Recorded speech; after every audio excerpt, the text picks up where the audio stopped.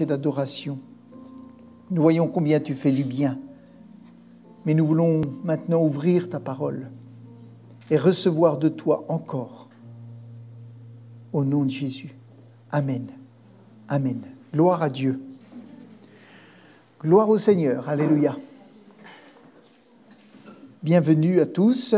Et j'aimerais aussi parler à ceux qui écoutent sur Internet, parce qu'on voit que les vues augmentent et je voudrais avoir une pensée pour tous ceux qui sont d'ailleurs et puis qui écoutent les messages en différé, parce qu'on ne les a pas en direct, mais qui écoutent et qui se font du bien par la parole de Dieu. Alors je les salue ce matin. Il y en a, après le mariage, il y a des gens qui se sont inscrits, qui veulent voir un peu ce qui se passe. Alors, bien, soyez bénis et qu'on pense à vous. Et on est avec vous aussi dans ce temps où on prie ensemble. Donc ce matin, ce que je voudrais, c'est vous parler de la fausse sécurité et de la fausse confiance. Parce qu'on est dans un monde où on fait vibrer les sentiments, les émotions. Et beaucoup de choses sont basées sur les émotions. Vous savez, là, il y a eu un drame aux États-Unis et il y a eu des enfants qui sont morts. Enfin, c'est des choses terribles qui peuvent arriver, vous savez, partout, d'une manière ou d'une autre, pour une cause ou une autre. On est dans un monde assez compliqué où des choses terribles se produisent et il y a énormément d'émotions. Mais en même temps, certains savent que rien ne changera. Quand l'émotion va retomber, quand chacun va rentrer chez lui, etc., les choses vont retomber et quelquefois rien ne change. Et on le voit, rien ne change, ou peu de choses changent. Mais, vous voyez, les émotions, tout ça, ça remue un temps, puis après on passe à autre chose.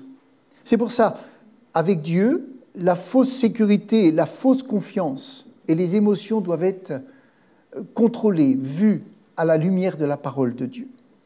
Alors, je pourrais vous poser une question. À qui faites-vous confiance ? Peut-être vous faites confiance à vous et à vous seul. Peut-être que vous faites confiance à l'avenir, aux infos. Vous regardez les infos et vous avez confiance. Ou peut-être vous avez confiance, je vois qu'il y en a qui rient, confiance aux dirigeants de notre planète. Ou peut-être que vous faites confiance à la science. Peut-être que vous faites confiance à Dieu. Et puis on pourrait citer un tas de choses. Moi, vous savez, je ne prends pas l'avion. Je n'ai pas eu l'occasion qu'une seule fois dans ma vie, mais ma femme est partie et Marina sont partis à Kinshasa. Je n'avais d'autre choix que de faire confiance au pilote de l'avion et à toute l'organisation qui était faite pour qu'ils arrivent en bonne santé. Déjà qu'ils arrivent. Vous savez, le pilote, il dit toujours, une fois qu'on a décollé, la seule chose qui est importante, c'est de pouvoir atterrir. Voilà. Et c'est ça qu'ils disent. Alors, c'est vrai qu'on est amené à faire confiance. Et il faut faire confiance. Plusieurs fois, j'ai été hospitalisé et j'ai été amené à faire confiance aux gens qui m'ont pris en charge.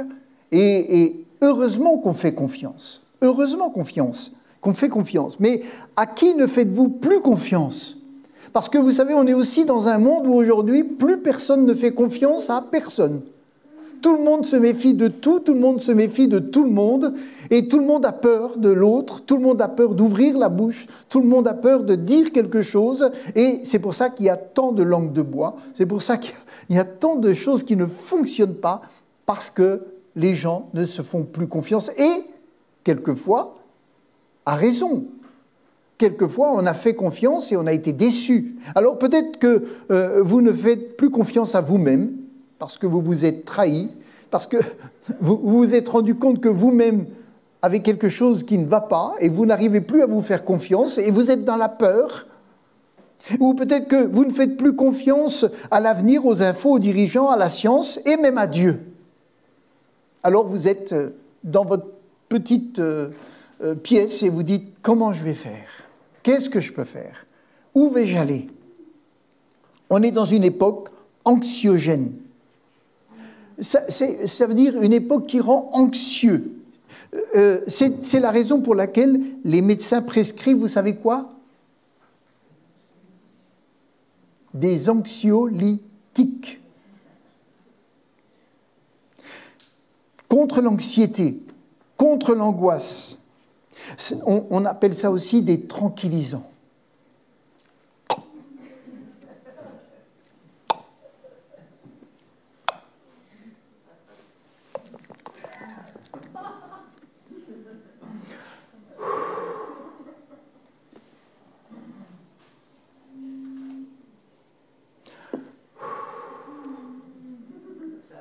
Il faut combien de temps? Un quart d'heure, une demi-heure? Je peux partir. Je suis anxiolytisé, je suis tranquillisé. La question c'est pourquoi ne suis-je pas tranquille? Parce qu'il y a quelque chose qui m'inquiète et parce qu'il y a des choses inquiétantes. Parce qu'il y a des crises sur crises. Je ne sais pas si vous avez vu je ne sais pas si vous préférez avoir le Covid ou le virus du singe. La variole, pardon. La variole du singe. Parce que là, par contre, avec le virus, vous pouvez marcher dans la rue et on ne s'en rend pas compte, à part si vous faites... Mais avec la variole du singe, vous êtes couvert de boutons. Et là, vous n'avez plus envie qu'on vous voie. C'est anxiogène. Est-ce normal d'être inquiet? Inquiet, vous savez ce que ça veut dire? Ça veut dire agité. Est-ce normal d'être agité? Je dirais oui, parce que nous sommes humains et dans un corps humain. Et puis, je dirais parce que nous ne maîtrisons pas tout. L'autre jour, on avait au mariage une femme qui était là, et c'est la première fois qu'elle prenait l'avion. Elle était partie d'Afrique, elle est venue pour le mariage, et il paraît que dans l'avion, elle était là. Pourtant, elle est chrétienne, hein. Elle sait qu'elle est sauvée, hein. Mais je peux vous dire qu'elle tenait les sièges, elle tenait les gens autour d'elle, elle était inquiète, agitée et pas tranquille. Mais ça se comprend. Ça se comprend. Et parce que nous ne maîtrisons pas tout.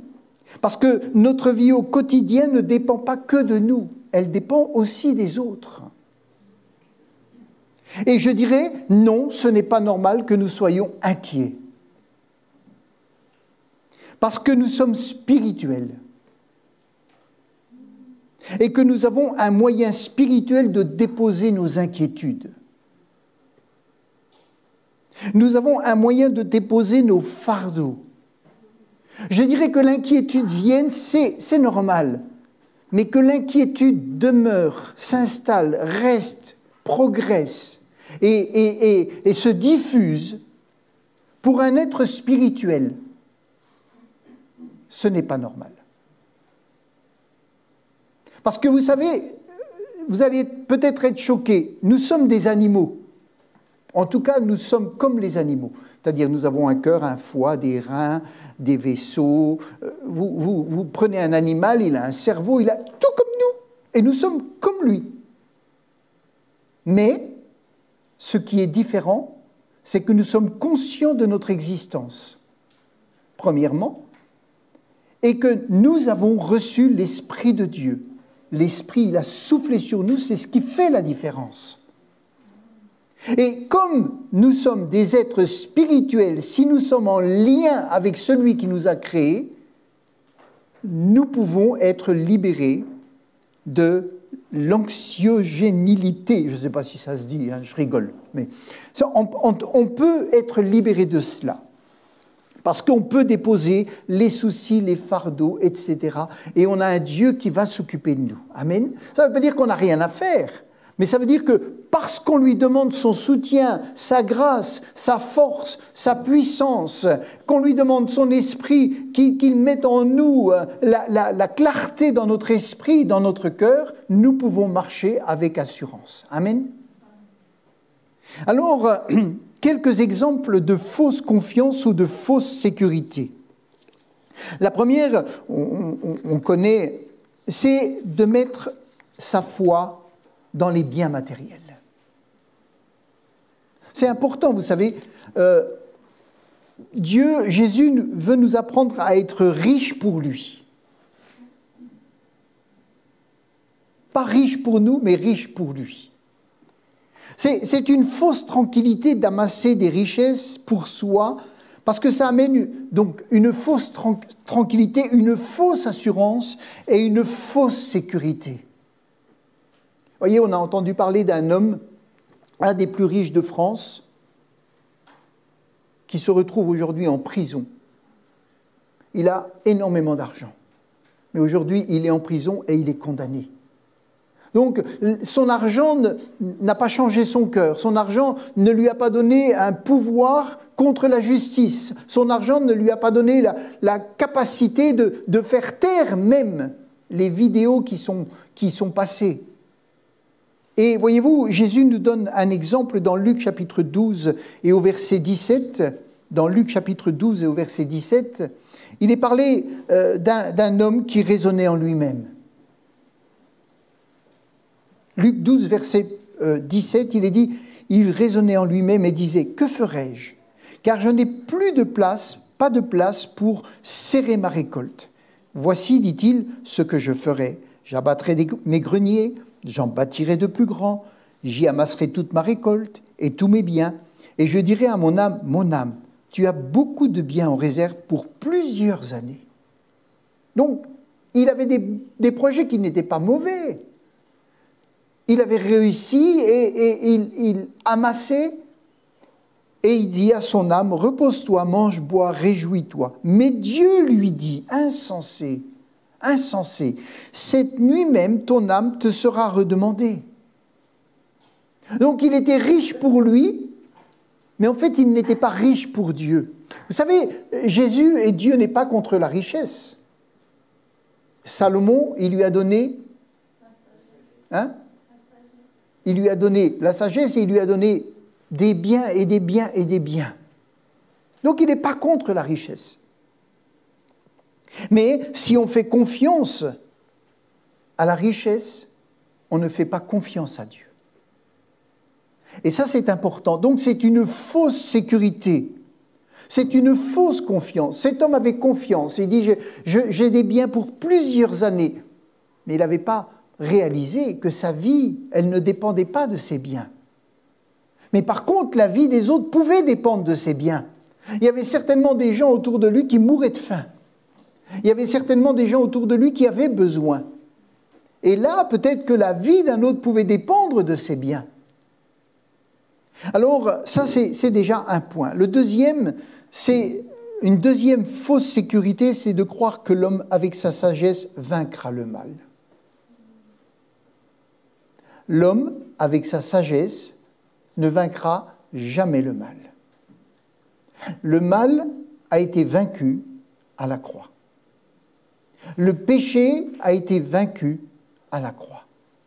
Mais l'homme, avec sa sagesse, avec sa connaissance, ne pourra jamais vaincre le mal.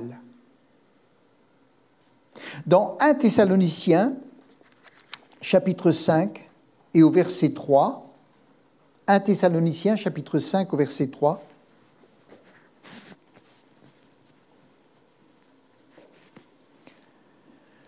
Il est dit, quand les hommes diront paix et sécurité, alors une ruine soudaine les surprendra comme les douleurs de l'enfantement surprennent la femme enceinte et ils n'échapperont point.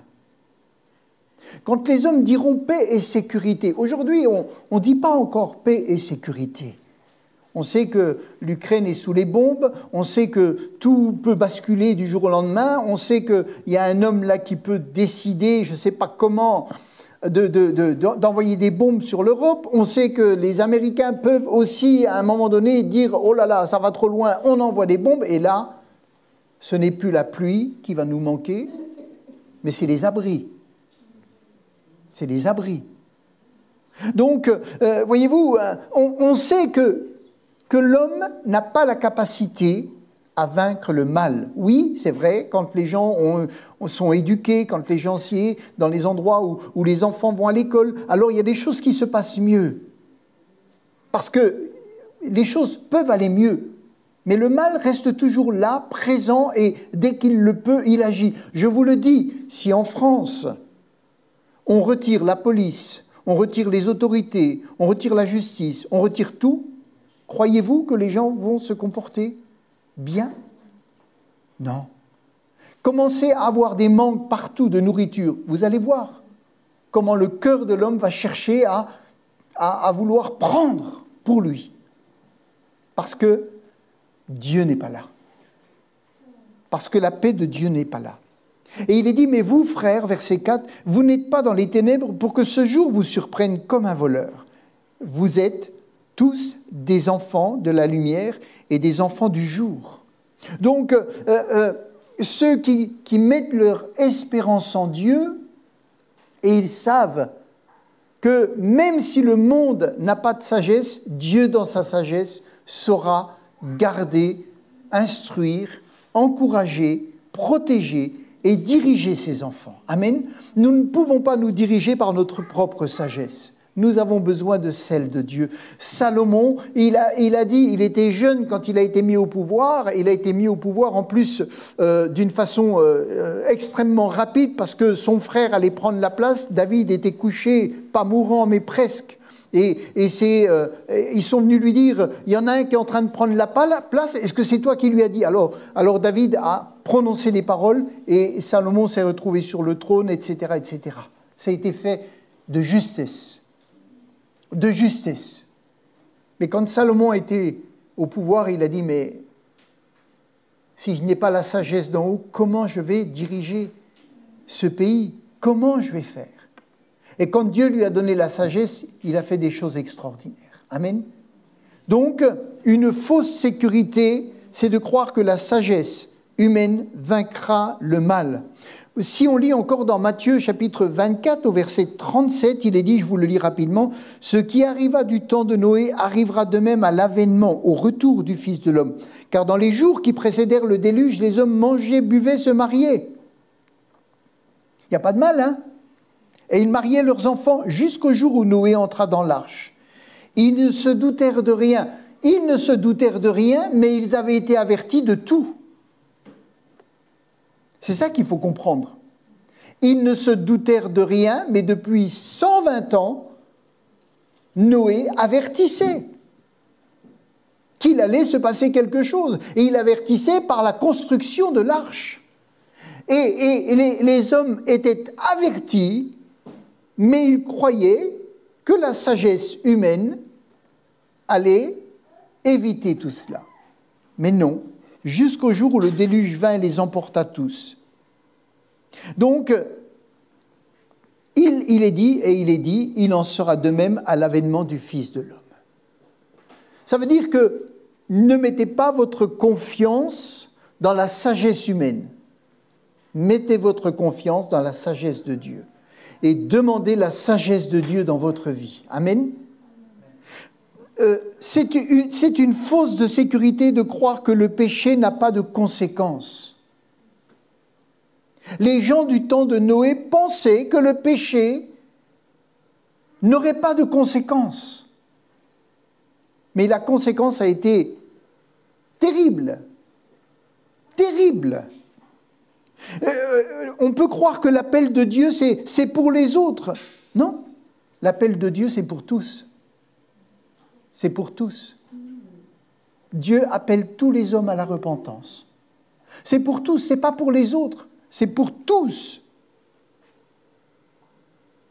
On pense que l'on peut faire comme on veut, quand on veut et ce qu'on veut. Ça n'existe déjà pas dans le monde terrestre. De faire ce que l'on veut, comme on veut, quand on veut. Ça n'existe pas. Essayez de faire ce que vous voulez dans la rue. Essayez d'aller vous déshabiller dans la rue. Essayez de prendre une voiture et de rouler à contresens dans la rue. Essayez d'aller agresser quelqu'un dans la rue. Essayez de faire ce qui vous passe par la tête dans la rue. est-ce que ça va marcher longtemps? Vous ne faites pas ce que vous voulez sur terre. Alors il y en a beaucoup qui croient qu'on peut faire ce qu'on veut dans le monde spirituel. Je vais vous dire, si on ne peut pas faire ce qu'on veut dans le monde terrestre, alors on peut encore moins le faire dans le monde spirituel. Simplement, comme le monde spirituel, on ne le voit pas, alors on croit qu'on peut faire ce qu'on veut sans conséquence. Mais moi, je vous le dis, on ne fait pas ce qu'on veut dans le monde spirituel. On ne fait même pas ce qu'on veut en tant que chrétien, en tant que croyant, en tant qu'être spirituel. On ne peut pas faire ce que l'on veut. On doit accepter qu'il y ait des règles. Il y a des règles sur la terre et ces règles-là, elles nous permettent de vivre ensemble. Si on n'accepte pas les règles spirituelles, on ne pourra pas vivre ensemble. Elles existent et elles sont là pour notre bien. Amen. Regardez les pays où il n'y a pas de règles. C'est terrible ce qui s'y passe. Regardez les pays où il n'y a pas d'autorité, où il n'y a pas de gouvernement qui régit les choses. C'est le plus fort, c'est le plus armé qui gagne. Ce n'est pas la paix. Acceptons qu'il y ait des règles spirituelles qui nous sont données dans la parole de Dieu et qui nous permettent de vivre ensemble, de progresser ensemble, d'être bénis ensemble et d'empêcher l'ennemi de nous toucher. Amen. Donc c'est une fausse sécurité de croire qu'en faisant ce que l'on veut, on peut faire tout ce qu'on veut. Non, non. Troisième fausse confiance, c'est de mettre l'apparence et la flatterie avant Dieu. Et vous avez un homme spirituel, un homme de Dieu, un homme qui s'est laissé former, un homme qui a été au service de Moïse pendant 40 ans. Il s'appelle Josué. Voyez-vous? Et Josué, il s'est laissé troubler par une fausse confiance qu'il a mise dans ce qu'il a vu. Il est dit dans Josué chapitre 9 et au verset 3, c'était les habitants de Gabaon. Parce qu'il devait prendre le pouvoir sur toutes les villes, etc. Parce que c'était des villes idolâtres. Ils prenaient leurs enfants, ils les offraient en sacrifice. Enfin, voilà. Et Dieu voulait établir le peuple de Dieu et amener la bénédiction. Et il est dit, les habitants de Gabaon, Josué 9, verset 3, de leur côté, lorsqu'ils apprirent de quelle manière Josué avait traité les Jéricho et Haï, eurent recours à la ruse. Et se mirent en route avec des provisions de voyage. Ils prirent de vieux sacs pour leurs ânes et de vieilles outres à vin déchirées et recousues. Ils portaient à leurs pieds de vieux souliers raccommodés et sur eux de vieux vêtements. Et tout le pain qu'ils avaient pour nourriture était sec et en miettes. Ils allèrent auprès de Josué au camp de Gilgal et ils lui dirent ainsi qu'à tous ceux d'Israël, « Nous venons d'un pays éloigné. » Mensonge. Mensonge. C'était les voisins. « Nous venons d'un pays éloigné. » Ah bon? Ah oui, effectivement. Ah, ils ont dû voyager longtemps. Regarde leurs chaussures, regarde leurs sacs. Ils n'ont plus d'eau, regarde le pain. Tout est... Voilà. Et maintenant, faites alliance avec nous. Les hommes d'Israël répondirent à ces Éviens, « Peut-être que vous habitez au milieu de nous, et comment ferions-nous alliance avec vous ?» Quand ils ont entendu ça, ils ne se sont plus adressés aux gens, ils se sont adressés à Josué directement. Et il est dit, ils dirent à Josué, parce qu'ils ont senti que les autres, ils avaient un doute. Ils sont allés vers Josué. « Nous sommes tes serviteurs. » Mensonge. C'était des ennemis. « Nous sommes tes serviteurs. » Ah, ça me fait du bien, tiens. Enfin des gens qui veulent travailler avec moi. Et Josué leur dit, qui êtes-vous et d'où venez-vous? Ils lui répondirent, tes serviteurs viennent d'un pays très éloigné, sur le renom de l'Éternel. Nous avons appris tout ce que l'Éternel a fait. Vraiment, vous êtes des gens formidables, etc. Et on a envie de travailler avec vous. On a envie de vous servir. On a envie de ceci, on a envie de cela. Car nous avons entendu parler de lui, de tout ce qu'il a fait en Égypte et de la manière dont il a traité les 2 rois des Amoréens, etc., de Sion, roi de Hétson.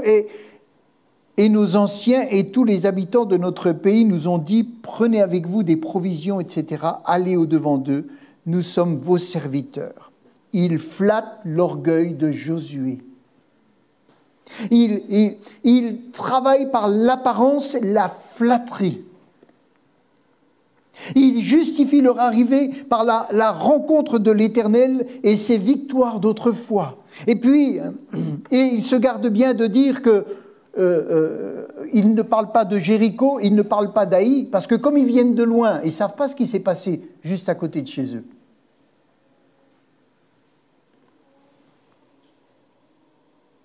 Et Josué a fait alliance. Et Josué a fait alliance. Et il n'a plus jamais pu toucher ces gens avec qui il a fait alliance. Parce qu'il n'a pas consulté l'Éternel. Il n'a pas consulté l'Éternel. Et voyez-vous, mettre notre confiance sur l'apparence, sur les paroles, sur la flatterie, sur ce que dit une personne, sans consulter l'Éternel, ça peut être grave. Parce que les alliances peuvent nous amener à des défaillances terribles. Et nous devons veiller, nous devons faire attention. Parce que l'ennemi utilise aussi la flatterie, le mensonge. Et nous devons veiller à tout cela. Et Josué, qui était un homme spirituel, parce qu'il a eu tellement confiance aux victoires qu'il a eues avant, il s'est laissé avoir par toute la préparation pour être trompé. 4e fausse confiance. C'est une confiance aveugle en soi. Oui, c'est vrai qu'il faut apprendre à se faire confiance, il faut apprendre à avoir, etc. On apprend à avoir confiance en soi, mais une confiance aveugle en soi. Ah, ça peut faire des dégâts aussi. Moi, je suis plus fort que les autres. La fausse sécurité dans les raisonnements sans se connaître et connaître ses limites. Ça aussi, c'est important. Quand on se connaît, on sait les points forts qu'on peut avoir, mais on doit aussi apprendre les points faibles que l'on a. Et voyez-vous, se croire plus fort, plus capable, croire qu'on a plus de discernement, plus d'esprit, plus de prière, plus d'action, plus de jeûne, plus de dons, de connaissances, d'expérience, plus de foi, plus de courage, plus d'approbation que les autres, c'est arriver à une confiance aveugle en soi. La Bible dit que celui qui est debout prenne garde de tomber. Et vous pouvez être très élevé dans la foi. Si vous avez une confiance démesurée en vous, vous risquez un jour d'être fortement déçu. Et si vous comparez votre vie à celle du voisin en disant « mais moi je fais plus, mais moi ci, mais moi ça, alors moi de toute façon je réussirai plus que lui », Dieu vous montrera que l'autre, avec beaucoup moins, il le fera réussir.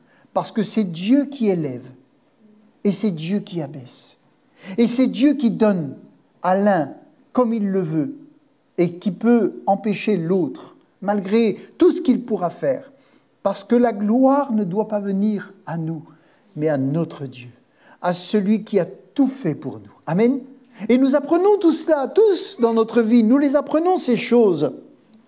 Et je vous donnerai un exemple, mais on pourrait en trouver dans toute la Bible. Après avoir chanté des cantiques, Marc 14, verset 26. Marc 14, verset 26, il est dit, après avoir chanté les cantiques, ils se rendirent à la montagne des Oliviers et Jésus leur dit,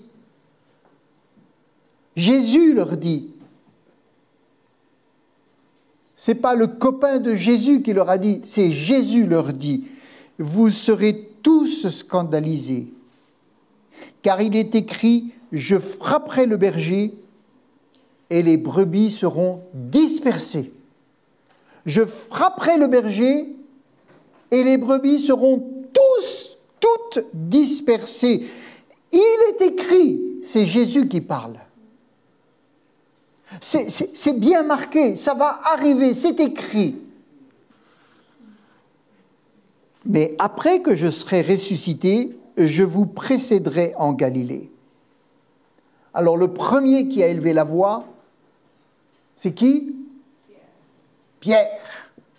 Et Pierre, il n'a pas entendu ce que Jésus venait de dire. Il a entendu la confiance surdémesurée qu'il avait en lui. C'était une fausse confiance, c'était une fausse assurance. Elle n'était pas basée sur la parole, elle était basée sur ce qu'il croyait pouvoir faire. Alors, il est dit, Pierre lui dit, quand tous seraient scandalisés, ceux qui sont là et ceux qui ne sont pas là, quand tous seraient scandalisés, je ne serai pas scandalisé. C'est-à-dire, moi, je suis plus haut que la parole. Moi, mon assurance et ma force, elle va au-delà de ce qui est écrit. Elle va au-delà de ce que tu dis.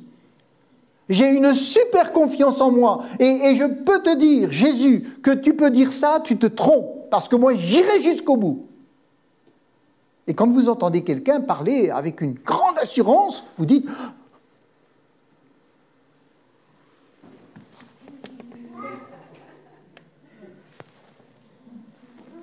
Vous faites tout petit. Et vous le laissez. Et vous dites, moi, je n'ai pas cette assurance. Mais vous savez, c'est peut-être une fausse assurance. Parce que notre assurance, elle doit être dans la parole de Dieu. Pas dans nos capacités. Pas dans notre expérience. Même si c'est utile. Et il est dit... Je te le dis en vérité, aujourd'hui, cette nuit même, avant que le coq chante 2 fois, tu me renieras 3 fois. Une bombe. Mais Pierre reprit. Vous savez, hein, des fois on est têtus, hein, mais il y en a qui ont été têtus avant nous, hein. Des fois, on dit, Jésus, mais tu t'es trompé, Seigneur. Pourquoi je suis là? Mais Seigneur, il y a une erreur là. Tu n'as pas entendu ma prière. Non, mais là, tu es trop occupé. Tu as tellement de choses à faire que mon dossier à moi, il est en dessous de la pile. Mais Pierre reprit plus fortement, quand il me faudrait mourir avec toi. Mais on lui aurait donné un micro et 10 000 personnes. Mais il soulevait la foule, cet homme-là. Je peux vous dire que s'il avait été là, avec sa sagesse humaine, avec ses paroles, vous le mettez dans un meeting, il vous crée un parti politique, et il entraîne les foules, parce qu'il avait une telle assurance. Mais il n'avait pas le Saint-Esprit. C'était basé sur lui. Quand il me faudrait mourir avec toi, je ne te renierai pas. Et puis vous savez, pourquoi je vous dis qu'il était un homme qui savait entraîner les autres? Parce que les autres, ils n'avaient pas bronché jusque-là. Mais quand ils l'ont entendu, et tous dire la même chose. Ouais, nous aussi, oui, nous aussi on va y aller. Oui, t'inquiète pas. Et voilà, et hop, et un mouvement. Mais ce n'était pas un mouvement spirituel, c'était un mouvement charnel. C'était un mouvement humain. Et vous savez, quelqu'un qui a du charisme, il va soulever les foules. Il va créer un mouvement et les gens vont le suivre. Mais finalement, qu'est-ce qu'il y a derrière? Qu'est-ce qu'il y a derrière? S'il n'y a pas l'Esprit de Dieu, s'il n'y a pas la sagesse de Dieu, s'il n'y a pas la pensée de Dieu, s'il n'y a pas l'humilité, s'il n'y a pas la grâce de Dieu, s'il n'y a pas le support et le soutien de Dieu derrière, ça va retomber comme c'est venu. Ou alors ça va créer quelque chose qui va durer dans le temps, mais qui ne sera pas du tout ce que Dieu veut, ni la pensée de Dieu.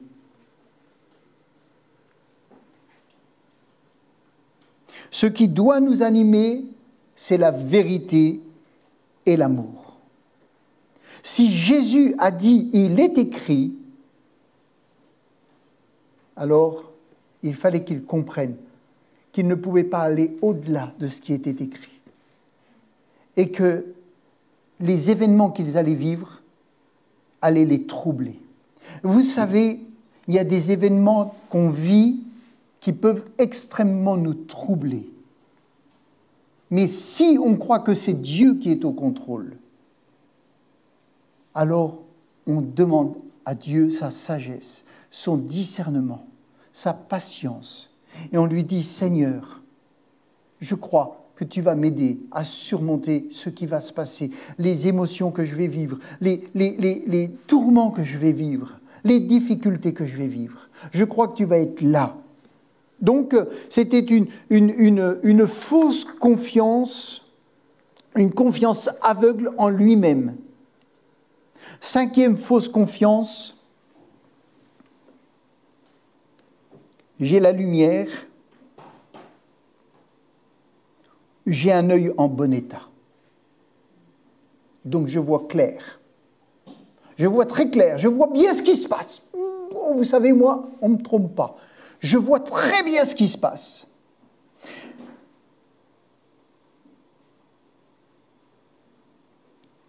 J'aimerais vous lire avec vous dans Luc chapitre 11 et au verset 34. Verset 34. Il est dit, ton œil, Luc 11, verset 34, ton œil est la lampe de ton corps. Lorsque ton œil est en bon état, tout ton corps est éclairé. Mais lorsque ton œil est en mauvais état, ton corps est dans les ténèbres. Est-ce que vous comprenez ça? Prends donc garde que la lumière qui est en toi ne soit ténèbres. Est-ce que la lumière peut être ténèbres? Il y a la lumière et il y a les ténèbres. La lumière, est-ce qu'elle peut être ténèbres? C'est bizarre, hein? Est-ce que la lumière peut être ténèbres? La lumière, c'est la lumière et les ténèbres, c'est les ténèbres, hein? Voyez, ce passage peut avoir plusieurs interprétations et parle de plusieurs sujets. Mais ce que je voudrais retenir aujourd'hui, c'est 2 aspects par rapport à la fausse confiance. Le premier aspect, c'est la lumière. La lumière, c'est Christ. C'est Christ, la lumière. Jésus, je suis la lumière du monde. C'est Jésus, la lumière. On est d'accord? D'accord. Nous pouvons connaître la lumière et parce que nous connaissons la lumière, nous avons une assurance. Moi, j'ai vu la lumière, j'ai vu ce que la lumière fait, j'ai vu que la lumière guérit, j'ai vu que la lumière amène la paix, j'ai vu. Mais ça peut être une fausse assurance. Et je vais vous expliquer pourquoi. On peut dire, je sais que Jésus est vivant, je sais qu'il l'entend, je sais qu'il guérit, je sais qu'il a même répondu à des demandes, je sais qu'il pardonne, je sais, et vous savez, savoir peut être une fausse assurance. Parce que l'on sait, on croit que, eh bien, il est suffisant de savoir pour être garanti. Alors, je m'explique. Je dirais que la lumière ne suffit pas. Il faut qu'elle éclaire. Et pour qu'elle éclaire, il faut que l'œil soit en bonne santé. Alors, vous prenez un aveugle, Prenez un aveugle. Vous le mettez à midi, en plein soleil. La lumière, on dit, elle est à son zénith, c'est ça? À midi, au-dessus, à la verticale. Ça plombe. La lumière est partout. Vous mettez un aveugle et vous lui dites maintenant, tu vas aller d'ici à la place Grévy. Il y a la lumière. Mais est-ce qu'il peut aller à la place Grévy tout seul? Non. Pourtant, il y a la lumière. La lumière éclaire absolument tout. Tout. Tout est éclairé par la lumière. Tout. Il n'y a pas d'obstacle, il n'y a pas de ténèbres, il n'y a que de la lumière. Mais parce qu'il est aveugle, il ne pourra pas. Comme la lumière ne rentre pas, son corps reste sans mouvement. Si la lumière rentre, son corps va être en mouvement et il va commencer à agir. Mais si la lumière ne rentre pas, il restera paralysé. Donc, si vous dites simplement, la lumière est là, je connais Jésus, je sais qu'il peut tout, je sais qu'il fait tout, je sais ci et ça, mais que votre œil, votre vie spirituelle est en mauvaise santé, la lumière ne pénétrera pas. Et même si vous savez, vous ne verrez pas les choses avancer. Et voyez-vous, vous mettez maintenant un humain avec des yeux de pilote de chasse. Un pilote de chasse, vous savez, son avion va tellement vite qu'il faut qu'il voit tout. Il faut qu'il voit tout. Vous mettez un être humain avec les yeux d'un pilote de chasse qui voit tout qu'à 12 sur 10 aux deux yeux. Vous le mettez dans les ténèbres. Vous le mettez dans le noir complet, avec ses 10 sur 10 ou ses 12 sur 10 ou 12 sur 12, je ne sais pas, avec des yeux exceptionnels. Qu'est-ce qu'il va pouvoir faire? Rien. Il ne pourra rien faire. Parce qu'il a beau tout voir, il ne voit rien. Il ne voit rien. Donc c'est pour ça, vous savez, la fausse sécurité, c'est de dire je vois tout, mais il n'y a pas la lumière, il n'y a pas Jésus. Je vois tout, mais en fait, comme je suis dans les ténèbres, je ne vois rien. Et puis l'autre sécurité, c'est il y a la lumière parfaite. Jésus, je connais tout ça. Mais finalement, comme ton œil intérieur est en mauvais état, tu ne vois pas. L'Esprit de Dieu, l'action de Dieu ne rentre pas et ne fait pas le travail. Donc, une fausse sécurité, c'est de croire qu'avec la lumière et qu'avec la lumière, tout va fonctionner. Et l'autre fausse sécurité, c'est de croire que quand on voit tout, mais que Jésus n'est plus notre lumière, on va y arriver. La vraie sécurité, c'est quand Jésus est la lumière et qu'on laisse l'Esprit de Dieu transformer notre vie, notre être intérieur, pour que cette lumière rentre. Si notre œil est en mauvais état, notre cœur est en mauvais état, alors la lumière ne rentrera pas et les transformations ne se feront pas. Il nous faut les deux. Il nous faut les deux. Demandons au Seigneur de venir mettre l'équilibre dans nos cœurs, dans notre âme, dans nos émotions, dans notre compréhension, qu'il mette en nous la tranquillité d'esprit, la foi, la confiance. Notre monde ne fonctionne que par les émotions. Mais nous devons fonctionner et réagir par l'esprit, dans la sagesse et dans l'amour de Dieu. Nous devons fonctionner par l'esprit, dans la sagesse de Dieu et avec l'amour de Dieu. Amen. C'est important. C'est des choses importantes. L'esprit du monde ne doit pas prendre la place de l'esprit de Dieu.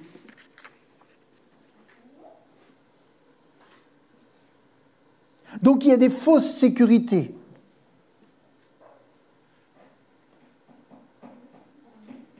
Ah, moi j'ai vu Jésus faire, j'ai vu Jésus, je sais Jésus. Mais il y a un problème. La parole de Dieu ne fait pas son travail à l'intérieur de toi. Oui, mais Jésus, Jésus, Jésus, Jésus, Jésus, Jésus, Jésus, Jésus, Jésus, oui, oui. Mes frères, sœurs, Jésus, Jésus, Jésus, d'accord, Jésus, tu proclames Jésus partout dans tout. Mais est-ce que la lumière rentre en toi? Est-ce qu'elle fait ce travail de transformation? Et vous savez, quand on a un œil bien éclairé, mais que Jésus n'est plus au centre, ça ne va pas. Il faut que Jésus soit au centre. Amen. Et que notre œil soit en bon état pour que la lumière rentre. Et là, le mouvement et la puissance de Dieu sont ensemble. Le mouvement, parce qu'on est éclairé, on avance en étant éclairé. Et en même temps, on est éclairé et on sait que c'est Jésus. Et Jésus est au-dessus de tout. Amen. Quand les deux sont réunis, bang, là, ça explose. Ça explose. Et là, l'action de Dieu se fait. Amen. Donc, vous savez, je finirai avec le psaume 131 qu'on a étudié mardi. Et dans ce petit psaume, il y a une chose que j'avais trouvée belle. Quand il est parlé, c'est David, psaume 131, cantique des degrés de David, éternel. Je n'ai ni un cœur qui s'enfle, ni des regards hautains. Je n'occupe pas des choses trop grandes. Je ne m'occupe pas des choses trop grandes et trop relevées pour moi. Loin de là, j'ai l'âme calme et tranquille. Amen. Ça veut dire que je n'ai pas besoin d'anxiolytiques. J'ai l'âme calme et tranquille. Parce que je sais que là où je suis, c'est Dieu qui m'y a placé. Et même si les choses vont mal et qu'il y a multitude d'obstacles, on a eu 2 belles études là qui ont été données mardi. Voilà, vous pourrez leur demander sur ce psaume. Il y avait Annie, il y avait Catherine qui était là. Voilà, ils ont étudié. Et il y a des choses. David a passé des temps très difficiles, mais il avait en lui un anxiolytique extraordinaire, c'est qu'il ne se prenait pas la tête. Il disait, c'est Dieu qui est au contrôle. Il m'a appelé, si ça prend 10 ans avant que je sois là, pas grave. Je sais que son appel est là. Et je sais qu'il y a des obstacles, mais ce n'est pas grave. Je vais les vivre le mieux que je peux. Et il est dit, j'ai l'âme calme et tranquille comme un enfant sevré, qui est auprès de sa mère. J'ai l'âme comme un enfant sevré. Israël, mets ton espoir en l'Éternel, dès maintenant et à jamais. Amen. Alors, croyez-vous que Dieu est celui qui vous a appelé? Oui ou non? Bon. Croyez-vous que c'est lui et qu'il peut vous instruire? Si vous venez à lui, si vous prenez les outils qu'il vous donne, pour vous instruire, croyez-vous qu'il va vous instruire? Amen. Croyez-vous qu'il sait ce qu'il veut pour vous?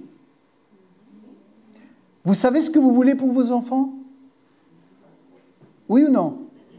Oui? Est-ce que vous croyez que Dieu sait ce qu'il veut pour ses enfants? Si vous savez ce que vous voulez pour vos enfants, comment Dieu ne peut-il pas savoir ce qu'il veut pour ses enfants? Enfin, si nous, humains, nous savons ce que nous voulons, comment Dieu créateur ne sait pas ce qu'il veut pour ses enfants?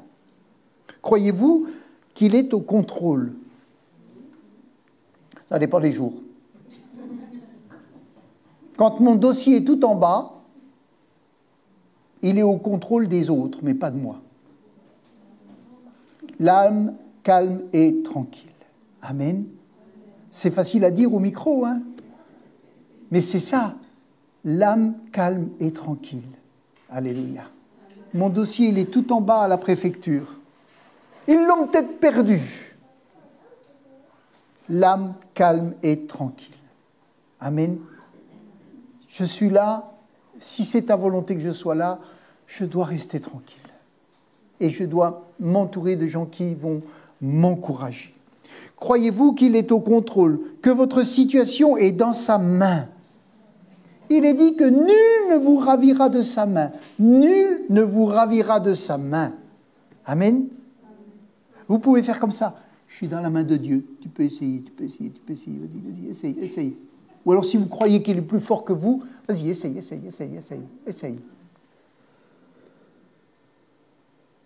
Qu'il essaye de s'approcher de la main de Dieu pour vous prendre. Que votre situation est dans sa main. Restez simplement fidèle. Fidèle. Bon et fidèle serviteur entre dans la maison de ton maître. Restons simplement fidèles, bons et zélés pour son royaume. Gardez-vous de la tentation et des critiques. Restez bons, fidèles. Aimons-nous les uns les autres. Et c'est tout. Amen. Et Dieu est au contrôle et Dieu s'occupera. Manifestons simplement notre foi. Travaillez à la construction et à l'unité. Travaillez au témoignage. Priez et demandez l'action du Saint-Esprit. En gros, ne vous prenez pas la tête. Ne cherchez pas les anxiolytiques. Mais cherchez la tranquillité que Dieu donne à ceux qui lui appartiennent. Amen. Et puis, vous savez, le passage qui nous permet de traverser tous les chemins, particulièrement quand les routes sont défoncées. C'est un 4x4. Vous connaissez le 4x4 spirituel? Vous ne connaissez pas le 4x4 spirituel? Vous passez partout avec. Philippiens 4x4.